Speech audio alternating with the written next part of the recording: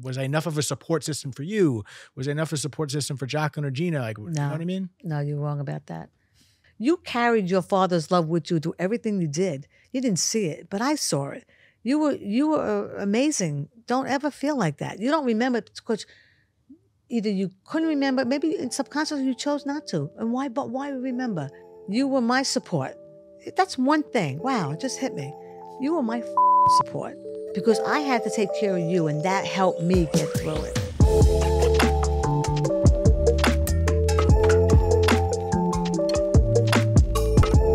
Anyway, hi, Mom. Hello, David. How are you? I'm good. So yeah, we're finally here. We're finally here. And for those of you that have listened to the podcast, and I've said a million times, for anyone that doesn't know, I'm going to say it again. My father died on September 11th, which means this beautiful lady to my right is my mother, which means she lost her husband. So this has been a long time coming, something that I've always wanted to do and have my mom on because, as I've said to you, and I'm not saying this because it's a podcast, I just wanted to start the episode by saying how proud I am of you. And I hope this doesn't lead to immediate tears because it's way too soon for that shit. But I truly am incredibly proud of you. And I just wanted to start off by saying, not that we may or may not start this way, but there's nothing I would change in the way you handled anything. So I feel like that's a question that people ask, like, what would you have done different? There's things I would have done different, but in the way that you handled the situation, there's not even a moment I would think, oh, I wish my mom did that. In my eyes, I feel like you did everything, A, what you knew at the time, and B, just right. And I'm so grateful for that. So a couple things that I want to start off with talking about with you is I think you have so much information and so much experience that can help so many other people, specifically with dealing with children that are grieving, let alone losing a husband and all that comes with that. So there's a million places I would want to start. And I would kind of want to start with, do you remember what you were feeling in the beginning phases of that day, that week of September 11th? And yes, I do. But first, before I continue, I want to say thank you. That was beautiful. And no, I'm not going to shed a tear. Don't worry. You can. I'm trying not to. I'll be doing one of these. Yeah. But I'm very proud of you as well. Thank you, David. I never thought about you guys wanted to change anything. That kind of just blew me away that you said that. It's like, I don't know. Well, anyway. It's like the conversation of regret, like people have, if you think about it. Yeah, but I never thought of that you guys would think that. Like that was interesting question. Yeah. That was pretty cool. Thanks. Anyway, your question was that day. God, that day was very vivid to me. Very vivid.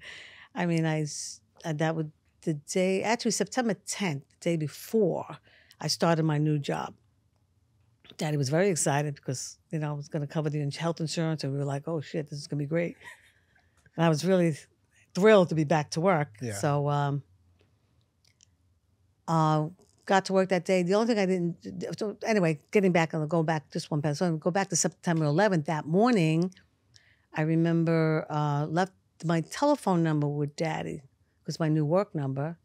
And usually I used to kiss him on the cheek in the morning because I was like, the breath in the morning. Who wants to smell your breath? I was like, Daddy, just keep it on the cheek.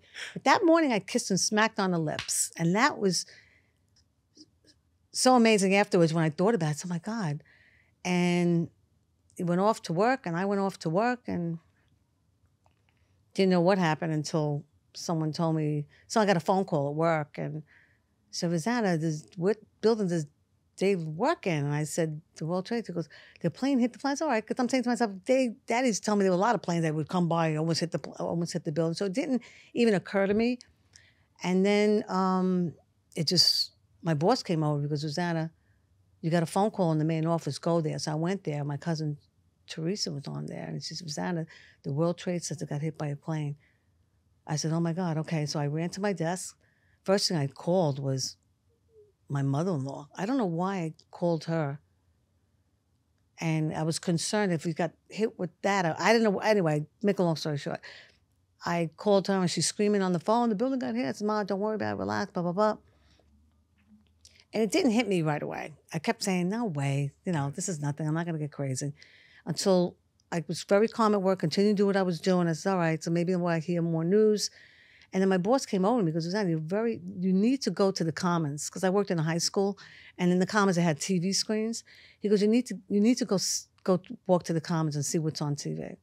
So when I walked to the Commons, I started going there and I looked at the camera. By that point, the TV was showing where the World Trade Center got hit. The second building got hit. Oh, so you didn't see anything? I didn't see the first. By the time I got up there to see, because I think at that point they were repeating it. You know, the news was, they're constantly re-rolling the film. And I remember seeing the plane go right through the building. And I remember the feeling of breathing in, and I don't even remember if I breath out, because I was so like, and then the principal grabbed me, goes, "Are you okay?" I said, "No." I couldn't even talk. I went straight to my desk, told my boss I had to leave. He says, "Go." I went home, and as soon as I got home, Jack was already coming back with Jeffrey, and I was trying to get everybody calm, and because I need to know the facts. Don't tell me this happened. I need to know the facts. So before getting crazy, I need to know. Wait a minute. Let's just find out. And sure enough, that's when all hell broke loose. I was worried about Gina. She went to go get Gina. So, and then the rest is where that went. So. And I from how I understood how you handled it, a big thing of this conversation, selfishly for me, is I feel like as a mother, especially dealing with me as the youngest son, I'm sure there's things you didn't tell me or you withheld from me just for my own protection, because I know who you are. And like, just maybe, because the one thing for me, I'm going to be jumping around a little bit. I remember you told me when we were sitting in Long Island one time, I mentioned recently in Long Island, we were sitting by the river, and you opened up to me. You might not remember this. Oh, yeah, the river. But you mentioned to me how, I remember in the Ironwood house that we used to live in, you'd be in the basement, and sometimes I would come down and say, "Okay, I'm leaving," and you would be by yourself, and I'm maybe to my ignorance, this was years later, I would just leave, and you told me you would break down, like you would at the time you would kind of maybe let something out behind closed doors. Oh God, that's all I did. And to me, that's so symbolic of how you handled it. You know what I mean? And it frustrates me sometimes. I don't know, like I have some, I don't want to say regret, but like, regret what? Like, I don't know. I always felt like being the man of the house now. Again, I didn't think I had armpit hair at that time, but being like, the literal man of the house, I always like look back and like, did I step up? And I'm not making this about me, but my point is, I think behind closed doors, that's when you let things out, and you stayed so strong for us and through our eyes that, like, was that your first instinct of how to handle through this with 3 kids? Like, how does a widowed mother handle 3 different kids? Because I think that's the interesting part about when different personalities. Yeah, when you lose someone, and when you lose a spouse, husband or wife, you have kids to think about, and whether you have 1, 2, or 3, if you have multiple, like we did with Gina and Jacqueline, everyone handles it so differently. So, what was the dynamic of grieving with 3 kids? Wow, I was on automatic pilot. I just knew that I had to move forward. There was no looking back. My main thing was I had to keep you guys on track. This was a horrendous, terrible experience for all of us, for many people, not just us. It was just insane. So my goal was I didn't want you guys to get, excuse my French, but fucked up from it. That was my worst fear, that you guys were not going to have a normal life and things are going to be fucked up. I couldn't do that. It was like all of a sudden I just had this overwhelming thing was, we're going to get through this. I'm going to get these kids through this. There's no way in hell they're not going to survive this. So my focus was on all of you. And yes, you had different personalities, each one differently. It only came naturally to do that. One wore their emotions on their sleeve. You were very inverted. You were very inside yourself. Gina was like that too. Gina had that too. So it was a balance. It was kind of like I had to work with each of you differently. But at the same time, I kind of knew what I had to do. How much to say, what not to do. So it wasn't easy, but I had so much faith that I knew that we were going to get through this. The media just effed it all up for me. How do you mean? Well, because it's exposed. We weren't private in grieving, and I was afraid to even go out of the house. I didn't want people asking, how I felt. That wasn't important to me. My thing was to get you guys on track. So. And I hope I answered your question. I'm not even sure if I answered it, because I go on a tangent too. Because I have to kind of go back. Not that I forget. It's just speaking on forget, and on the topic of how, because again, obviously it's a unique situation amongst it's unique in a way of losing someone publicly, obviously with thousands of other people, and there's been other events in world history that people have lost someone publicly. But I think, again, just the simple dynamic of you as a single mother now having to raise kids, that applies to millions of people that are in a similar situation, that have to deal with Yeah. no Wasn't spouse, alone. and everyone has a different experience. But I personally believe so many people can pull a lot from your experience. And back to what you just said about you don't remember some things. I've said this over and over. There's so much I don't remember. There's so much I don't remember. And I'm not going to be too redundant on why I don't remember, but I'm curious as to, what did you see in me? What did you notice in me because Gina was like 17, I think. Jacqueline was what, 18 or something of the sort? 18, 19. I got to go back. Yeah, Gina was going to turn 18, and that's November. So this was in September, and Jacqueline was already 19. She was going to be 20 now. Yeah. So that was a different dynamic. But again, back to me not remembering so much. 12. What did you see in me? Like, what did you? You were very quiet. You were very, very, you absorbed a lot of information. You were very quiet about it. But what we did during that first 2 weeks, dinner time, we would sit at the table, and it was very important that we all got together every night and just talked. We had a glass of wine. I don't think you were drinking at 12 years old, but we had a glass of wine. We would sit and talk. And Andrea at the time was there too as well, because that was her brother. And we would just sit and talk. I made it was very important for them. I needed you guys to express things. You kept looking at the TV all the time. I kept telling you to get away from the TV, but you insisted on, you fought me. They had so many people in the house, so I was trying to keep an eye on you. To clarify, looking at the footage of the screen. towers. You were looking at the footage constantly. I don't think I've ever looked at the footage. If I had, it was always brief. And I still do that. Yes, I don't understand why. But I do understand. Right. I shouldn't say I don't understand. No, okay. Because you need to understand the situation.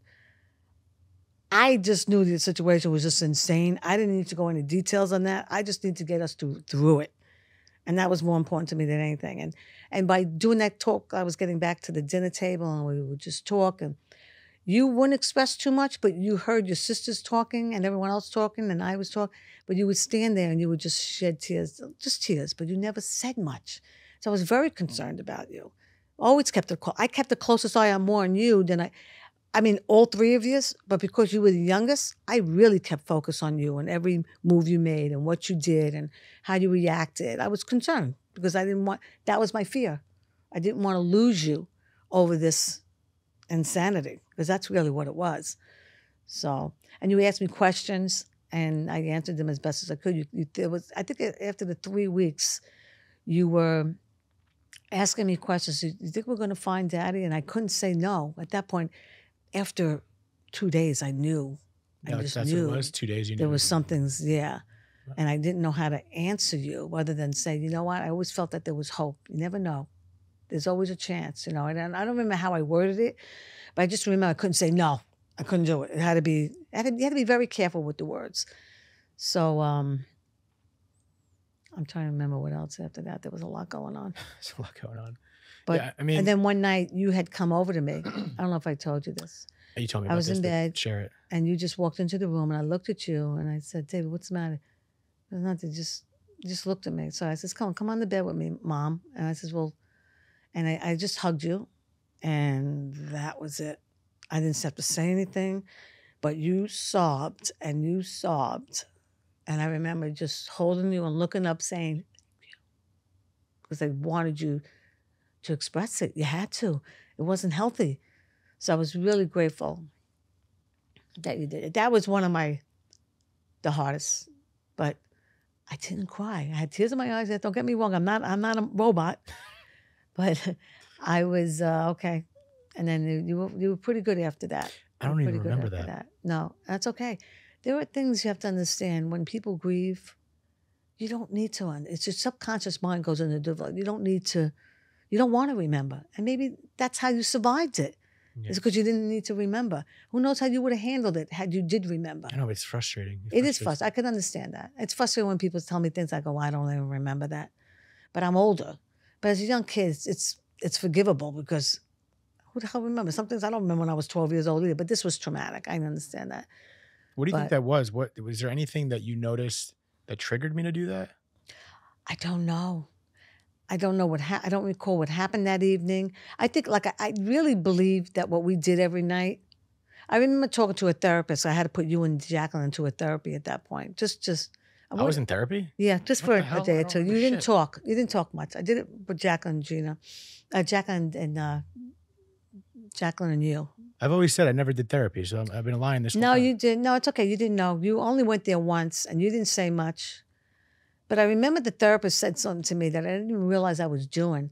She says, "You got to give you credit." She said to me, "You're taking these kids through the fire," and I never looked at it that way. When she said that, I was like, "What? Is that what I'm doing?" It was like automatic pilot. It's like just, and you literally go, and that's the best thing you could do. She said, "This is a therapist telling me."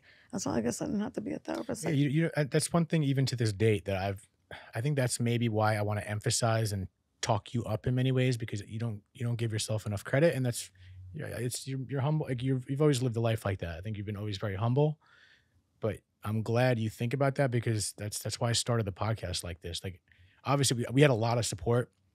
We just talked about pre-recording all the friends and families, and as we said, anyone listening, you know who you are. That was a big deal. But you brought us through it. You didn't go around it. You didn't go under the storm. I remember it from what I do remember and think back at it. You literally took us through it. I was so anxious to get through through the grief. I was so anxious to get through the grief. So I didn't want to be there that long. I knew we had to. It was important to go through it, but I didn't want you guys to lose your life over it. You know, get you back to school. After 1 week, I took you all back to school and live as normal as possible. I remember Jacqueline said, "Ma, can you start cooking food again?" So that's once she said that, I said, "That's it. I'm cooking," and no one knew, because everybody was so kind, and it was an amazing support that we all had. Amazing. I mean, my friends, everyone. I mean, they know who they are, but it was just amazing. So they were giving us food because I forgot how to cook. I forgot I didn't think about food until then, and then that was it. Then we moved forward from there. So it was one day at a time. I think that's the first time in my whole life I lived one day at a time. How did you do it? You kind of reflected on faith, and when you say faith, I don't know if that means we kind of spoke about it, but again, for the people listening, when you say faith, you don't necessarily always mean it in a religious way, or maybe it's just faith in general. It's more spirituality. Religion is religion. Everybody's got different types of religion. It doesn't matter. There's always that one being that someone believes in, or whatever that being is, Abba, whatever you want to call it, the universe, whatever.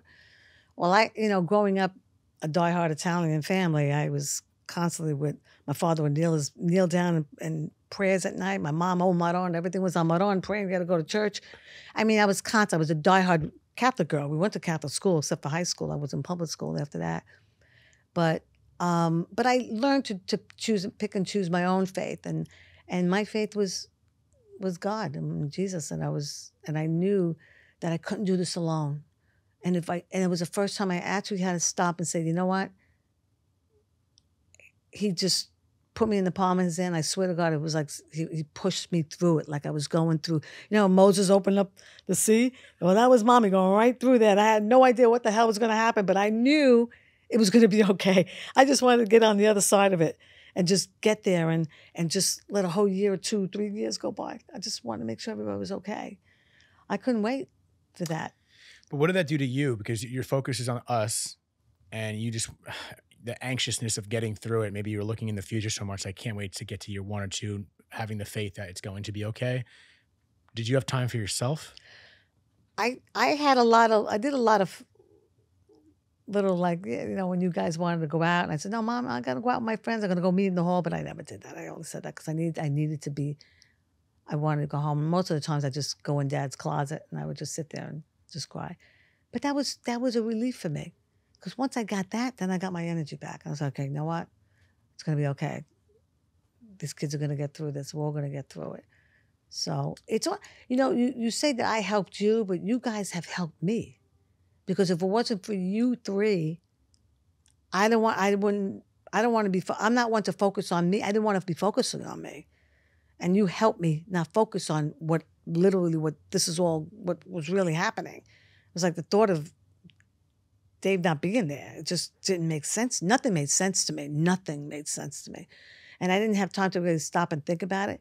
I never thought 1 second that God did this. No, I never believed God did it. I did ask at one point. I got to the point where I asked, but I don't believe that God did this. No. I think this is a journey that's meant to be. I don't know. I really don't have answers. Everyone thinks differently. But I did absolutely. I remember one time the first 3 weeks, my cousin came to my door and she said, Miss Anna, she goes, are you drinking enough water? I go, yeah, why? Because of all the crying I was doing. Not that I didn't do my crying so much outward in front of people. I mean, you did, of course I did cry. But the sobbing was never done in public. It was always done in private.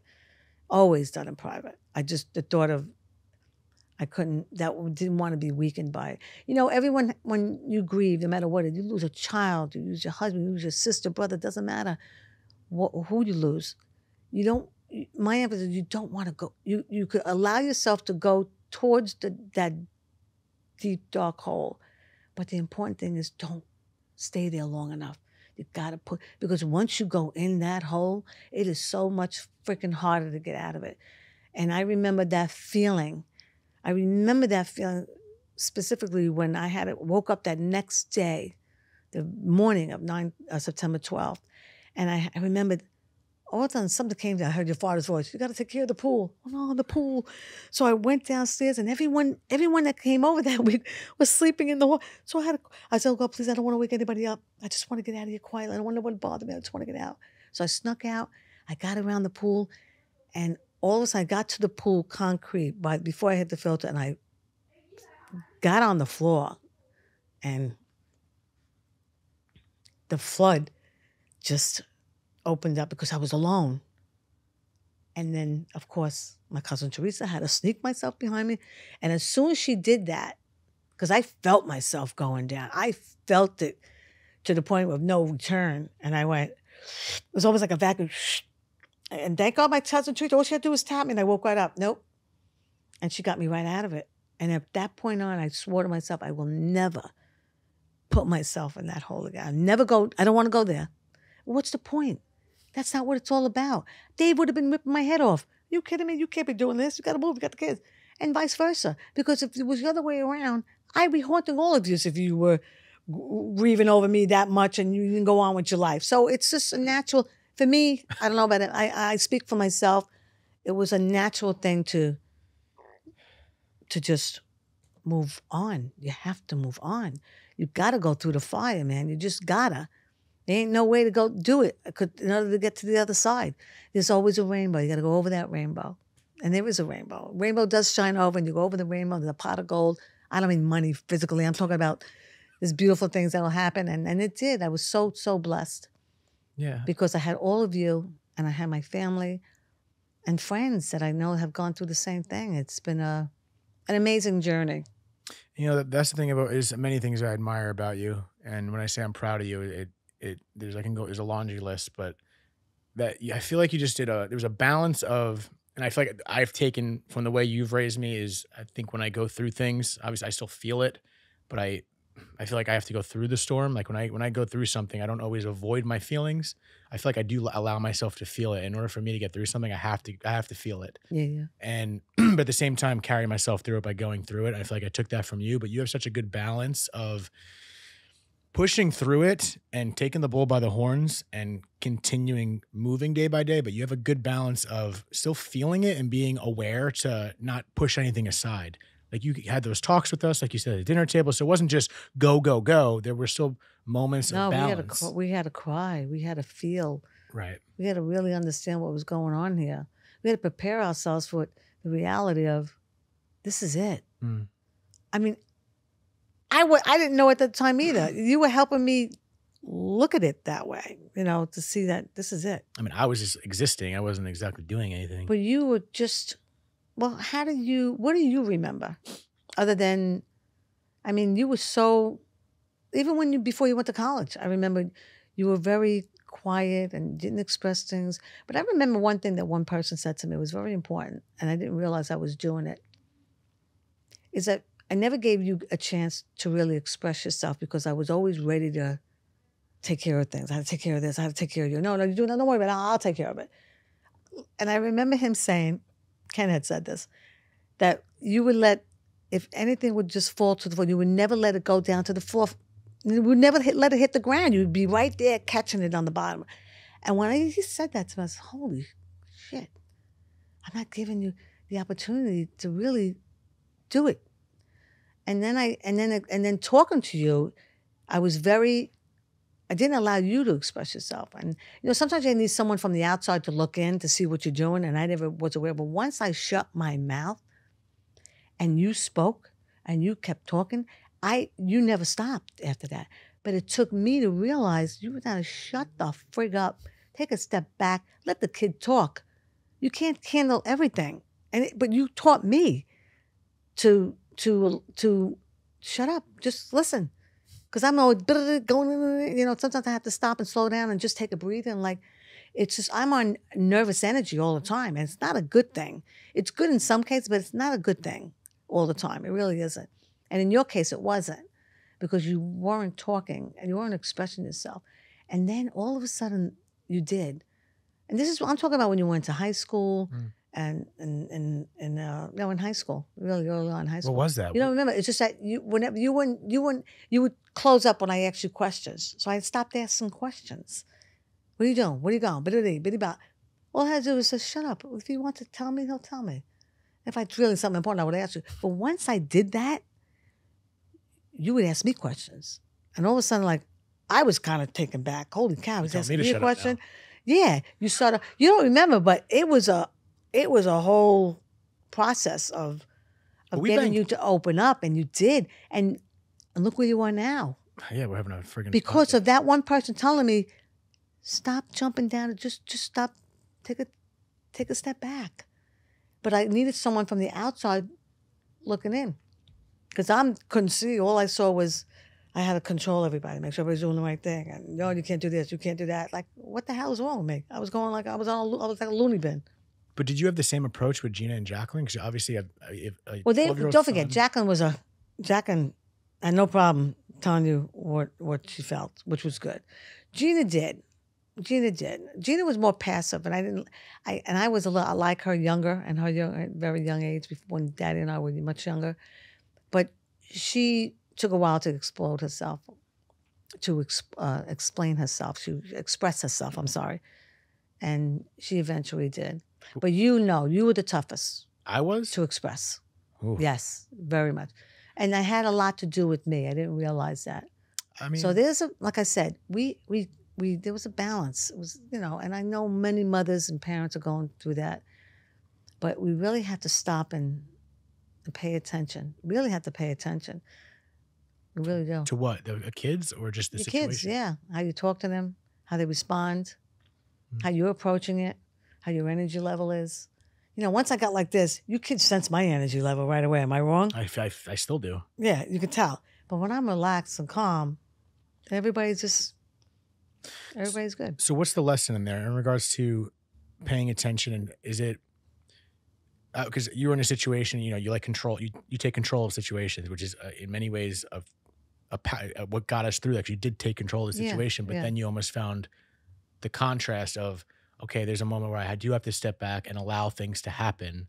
And by allowing that to happen, you gave us, the kids, an opportunity to almost figure it out, or kind of... To some degree to figure it out, yeah. But that gave I us... always try to make it easy. I didn't want you to lean on me so much, which you really, really kind of didn't in many ways. But I guess you in more ways, because you were the youngest, But to have your own mind and see things your own way. Didn't have to be mommy's thought, okay, mommy's thinking of this, mommy's thinking of that.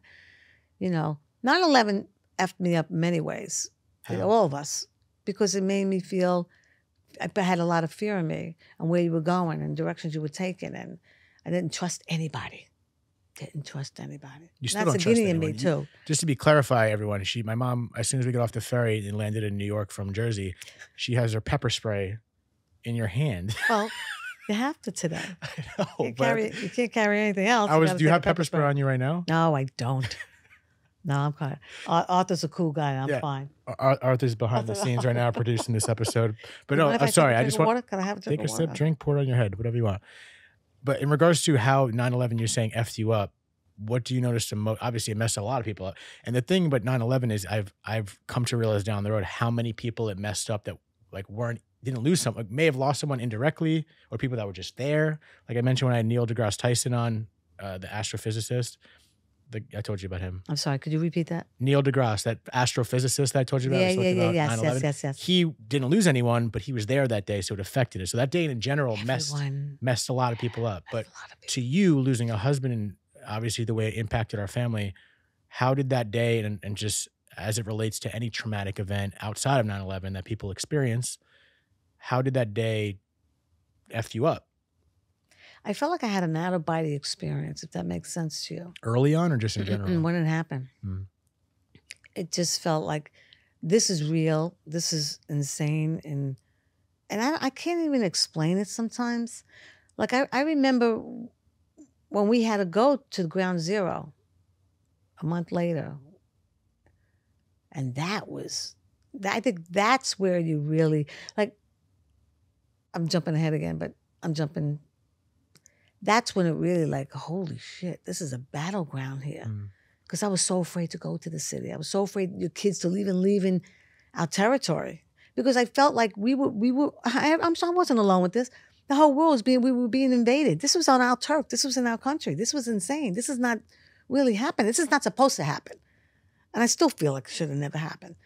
But it did. And it was just, where do you go? What do you do? So until I grasped it and realized this is it, then you had to think about how you had to deal with it. But you kids were my priority. Well, from that experience, because you mentioned a few things about not trusting people, not trusting things. Is that what is the long-term effect that you felt? Long-term, it still makes me feel that way. I'm still feeling that way. Yeah, absolutely. I mean, I had a little bit of that to begin with because my mother, being Italian, she didn't trust, the Italians, how they are. Some of them, not all of them. But no, I'm still that way. How does that make you feel? Nervous about traveling, going places, yeah. Because like I said, once it happened here, it was like, everything was off. Like, I don't know who to trust anymore, So being exposed to that event, especially so close to home, did it shift gears and thinking? It shifted a lot of gears. So now you say, oh, this could happen. And of course, the fact that, anything can happen in one moment. I mean, aside from 9/11, anything can happen. You could walk out the door and get hit by a car or someone get killed or whatever. It brings you back to perspective of how precious things are in your life, and you want your kids to enjoy the quality of life, and you do have to enjoy the quality of life. You have to move forward. You have to. My God, yes. But you're talking about me personally. I'll always have a little bit on the, all right, let me see. I'm not sure yet. Yeah. Then once I get bypast that, I'm fine. I didn't want you kids to do that, and you kind of didn't. None of you did. What? You didn't. You're not afraid. You're not afraid to travel. You're not afraid to make decisions. I mean, you do ask the questions that you're doing the right thing. But maybe Jacqueline a little bit. She's always fearful of a lot of things, but she's been pretty good. I'm proud of all three of you. It's amazing where you all are. It just blows me away where you all are. And I have friends that have lost a brother and brothers and good friends of mine, and and parents that I've known very well that lost their sons. It's just a journey for all of us. But everyone deals with it differently. People are just, I had to focus on doing the right thing and being positive and having my faith. And wherever it is, it is. And if something again happens like this again, I know I'll get through it again. Well, that's what I was thinking too. If something like this happens, you've lost other people in your life, obviously. I mean, you recently lost your brother. So how has losing, because you lost your father obviously way before daddy died.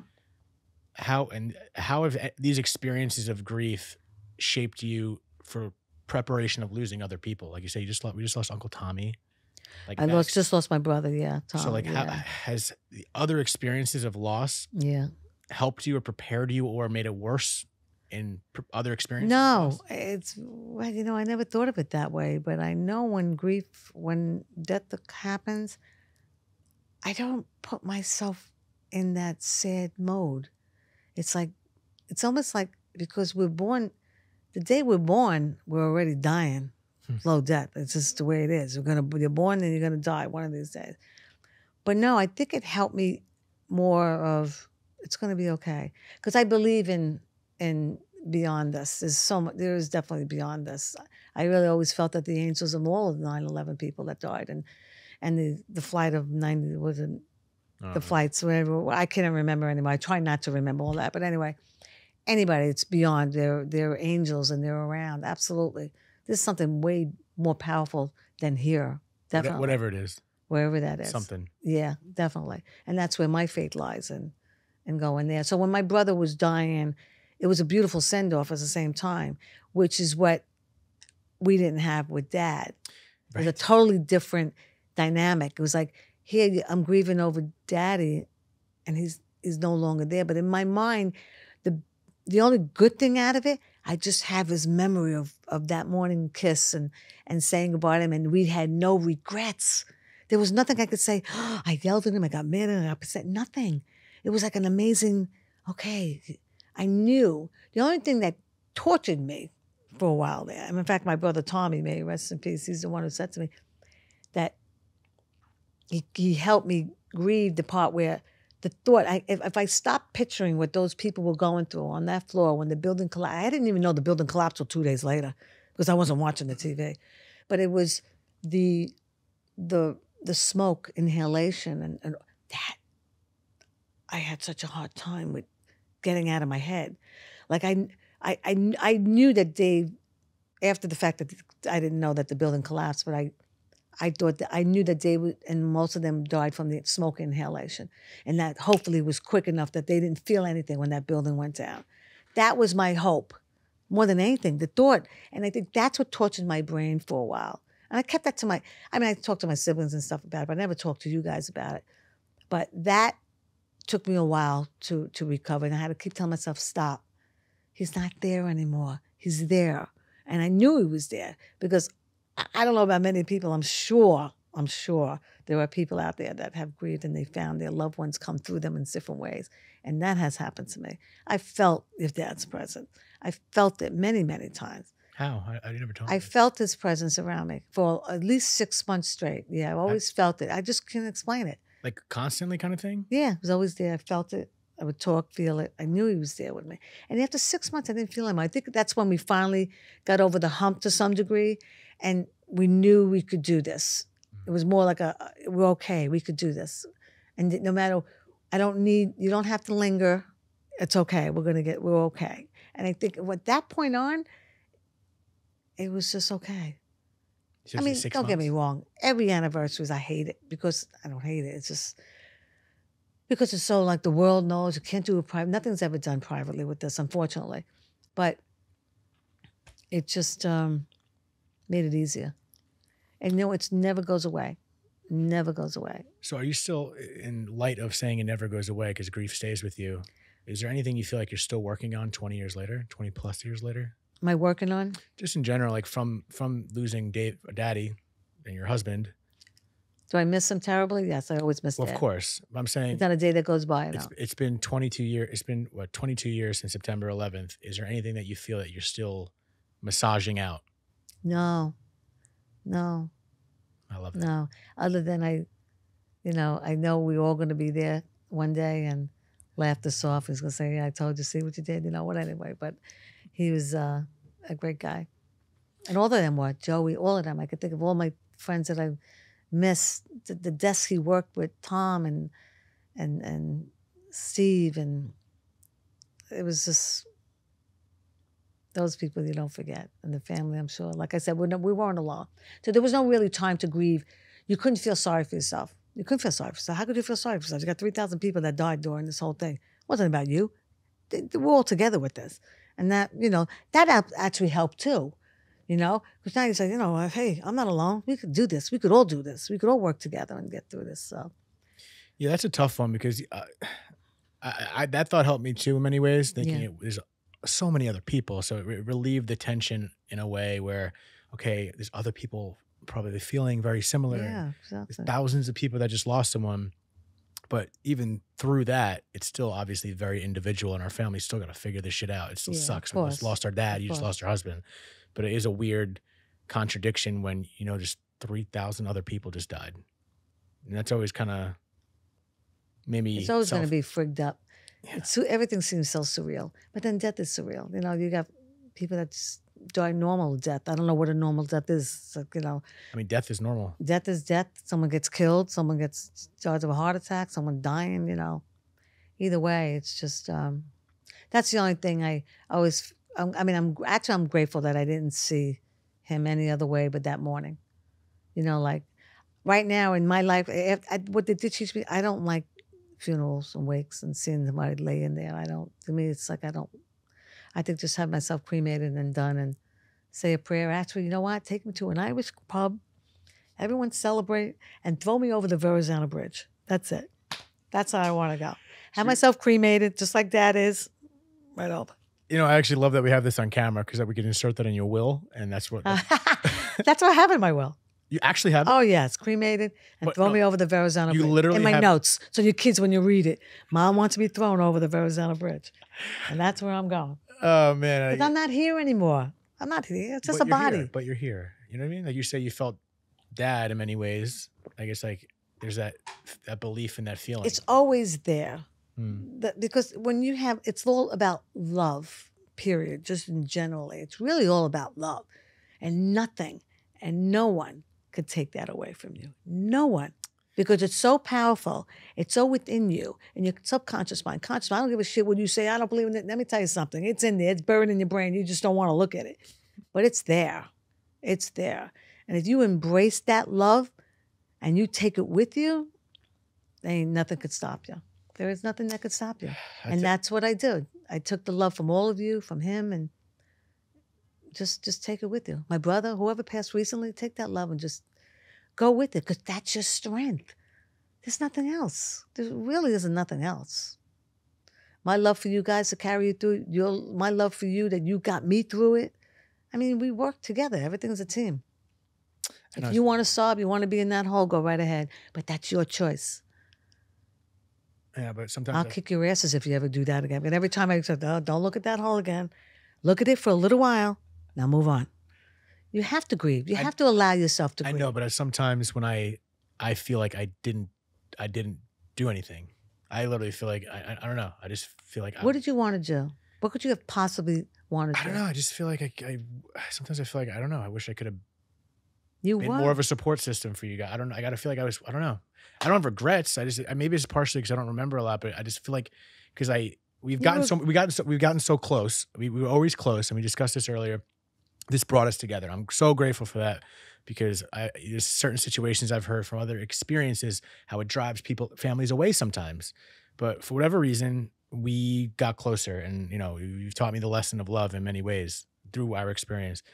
But there's still, I just wish sometimes, I don't know. I don't know. I don't have an answer, which is like, I don't know where I'm going on. I start the sentence, I don't even know where I'm going with it. But sometimes I feel like, was I enough of a support system for you? Was I enough of a support system for Jacqueline or Gina? Like, no, you know what I mean? No, you're wrong about that.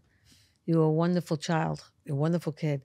You had a lot of fun. You had great friends. And they all supported you. They were your support. You had wonderful friends, parents. That baseball team was the best thing that happened to you. Beautiful. You carried your father's love with you through everything you did. You didn't see it, but I saw it. You were amazing. Don't ever feel like that. You don't remember because either you couldn't remember, maybe in subconsciously you chose not to. And why? But why remember? It wouldn't have got you anywhere anyway. You were my support. That's one thing. Wow, it just hit me. You were my fucking support. Because I had to take care of you, and that helped me get through it. And by you, so therefore, you did help. You helped your sisters and me in so many ways. And Grandma, Nanny, oh, come on. How can we forget Nana and Aunt Andrea? I mean, Nana, that was her only son. You were her life after all this. We were her life. That was it. Other than, Andrea, of course, and her kids. But we all lived through that. So don't ever feel that there was not. You were supposed to do what you were doing to be where you are right now. I really believe that. But I never thought about that till now. That I'm sorry if I didn't say it before. Maybe I did. Who the hell remembers? I'm going through that phase of senility. But you were my support. You were all our support. I mean, because you were more of a rock. You were more of a rock than you thought. For you to stand in front of that TV the way you did and constantly watching and I would say, what the hell? That made me more nervous than anything. But you survived it. You did phenomenal. You made wonderful friends. You did great in school. There was nothing I can say that You did. I want to say great in school, but that's the whole Oh, other you thing. did good. Well, you passed. I didn't give a shit. You made it. You got by. You did good. I don't care. You did good. In my eyes, that was fabulous. Cheers. Considering what you went through here. Salud. So All right? I know. Salud, Just the water. water, It's but- water, guys. It's water. before we tap, because like we can, maybe we'll do this again because I can talk to. Well, we're going to talk off the mic for like several hours after this, I'm sure. But this is a very generalized question, but I think there's many things I wanted to pull from this for other people, let alone our mental health of talking about this. Yeah. Is there anything you would say to someone like a mother or even a father that lost their spouse? Even specific to that, maybe grief in general, but what would you say to someone that just lost a husband or There's or never wife? words to say. There are no words to say other than support them with love and let them talk. Them? Like the kids you're talking about? No, you're talking about how I would approach someone that lost I'm someone. just saying someone who just lost a Oh, husband or wife. now you're talking about what would I say to those now that are still grieving or the new ones that are I grieving? mean, is there any advice you would give? You kind of the whole episode was advice in many ways, but what would you like? What do you say to someone that? How do you handle that? How do you advise someone who just lost a husband or wife or anyone just lost someone? What do you do? It's very general because it depends on the situation. Yeah. But what have you learned most? What are some of the things you've learned that have shaped your life from grief?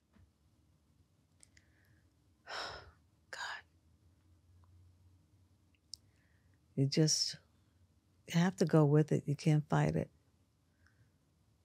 And know that you're going to get through it no matter what. You have to believe that with all your heart and soul. You're going to get through it. And it's okay to grieve. It's okay to cry. It's okay to be angry. It's okay. But as long as you don't stay there, what's important is you got to get through it. You know? You gotta. We didn't start the fire, but it sure as hell we got to go through it, right? But you got to get through it. You have to believe in yourself and have faith in yourself. And like I said, love. Again, there are not many people don't have anybody. I know that's the hard part. It's like, But there are people, there are wonderful strangers that go to people like that. And there's love. There is love out there that helps them through it. That's what gets me the most. It's kindness. Just being kind to someone. That's all it takes. You can hate them. You could just look, we're all so different. We're really all the same within us. We all really all the same. And that's the hardest thing today. Just be kind and show love and compassion. And know you can get through this, and you can. There's not many words other than, faith. Like I said, it doesn't matter what you believe in, who you believe in, but subconsciously, go within yourself. You have to go within yourself and find it. And it's there. Listen. Yeah. And it'll speak to you. But remember the Ghost movie? Patrick Swayze, Demi Moore, Yes. Wahlberg? I think that's where I got that line from. When he said, it's not goodbye, she says, I'll see you. He goes, I'll see you. He goes, and take my love, take it with me. That movie just tore my heart. And I said, oh my God, just take that love. And that's why I said it earlier. And it's so true. Take it with you. And when I did that, it was amazing. Mm. That's all I had. That's all I thought about. Okay, so what? They're here. I don't give a shit if you come. You don't see them, they're here. That's how I feel. That's me. Mm-hmm. And you ask me how would I say to someone else? It's hard to say what someone else would do. I'm just going to tell you what I'm going to do. This is what I think I would do. I know I would do. I've done it. Would I do it again? Yeah, well, when my brother lost my brother, that was the hardest thing. What was? When I lost my brother. Like in general? Yeah, just recently. Yeah. Yeah. Yeah. Why are you doing this to me, Tom? But I knew he was the bravest person that I seen die, that he knew he was okay. And because he said it was okay, I'm ready to go, and he believed in God, he believed in where he was going to go, that was just added the cherry to the topping of the cake, whatever the topping to the cake, cherry. How's that go? Anyway, whatever that is. He was the bravest person to go move forward on, that I've seen. Right. I mean, there are many brave people out there. Oh my God, it goes beyond. But for me to see personally and see it, and no, there's nothing to be afraid of. Yeah. It's sad because you're here, you're leaving them, or they left you. It's sad, but man, you're gonna go there one day. And I'm like, I can't wait, because sure as hell, I feel like this is hell, and we got to get the hell out of here. Mm. But yeah, he was very brave. But like I said, you can't really tell someone how to, but yeah, No, that's why. The love is what gets you through it. I know, and that's why it's important for you clarify that this is how you did it. It might not Yeah, work for everyone. exactly. But, Exactly. I know you just mentioned Uncle Anything Tommy. else? But, How about you? Why you did this podcast? You did this podcast because it's therapy for you. That's why I'm very proud of you. I had to throw that in there. well, it's not just for me. It's not for my No, therapy. but you did it. You started it for yourself, and oh God, you are helping so many people, and that is a blessing in itself. Just letting people talk. Doesn't matter what they say, man. Just talk. That's it. However you feel, it doesn't matter. There's no right or Look wrong. at you. This is what I was telling you to calm your nerves. Well, that's Now what I'm you're telling you. I'm just telling you. I'm Yeah. very proud of you. This is great what you're saying. doing. This is great what you're doing. This is your therapy, and then therapy for everyone else. This is therapy for me. Everything's therapy. When you share, you express, everything comes I know, out. but to me, again, it's because of you. It's because of Gina. It's because of Jacqueline. It's because of everyone else that's still in our life right now. Yes. That, We all hung on. Leave it. We all Let's hung leave on it in to the each media fan. But again, everyone knows who they are that are, Yeah. that carried me through it. And I just want to thank you. You know how I feel about how you have. But thank you. It's a journey. I know, but thank you Thank for everything. you. Everything that you still do. Everything Thank that you you. still do. So, I love you with all my heart. and I love you with all mine. So this is my mom, everyone. My mom on Dead Talks. This is crazy. So until next time, Mama, I want to thank you for doing this. It takes a lot of courage for you to step up like this. You're beautiful in Oh, more ways than thank one. you. So come on, stop right there. I don't want to hear anything else. I'm going to give you a big hug in a second. You keep the I will. camera And I'll give rolling you a if you big hug, want. but thank you. But until Thank next you time, for having me. It's yeah. been an honor. It's always an honor just having you in my life. So come on. But thank you for tuning in and listening to a little mother-son chat with me and my mom. We're probably going to have a drink after this. But first, I got to talk to my sisters. We're doing an episode. I don't know what's coming out first, but Gina and Jacqueline, you're next in the future of listening to this. But everyone, again, thank you for tuning in. I hope you took something away from it because I know I did. And cheers to Mama Ferrugio. Love you. All right. Thank you, everyone. Yes. I gave you Love you. I love you too. You're great. Thank you so much for tuning in to another episode of Dead Talks. Please do not forget to hit the subscribe button and also the notification bell. That'll give you updates as to when we post a new video, more episodes, and more content in general. We are streaming on all the major podcast platforms, including Apple, Spotify, iHeartRadio, Pandora, and all that. And also find us on Instagram at Dead Talks Podcast or www.deadtalks.net. Thank you so much.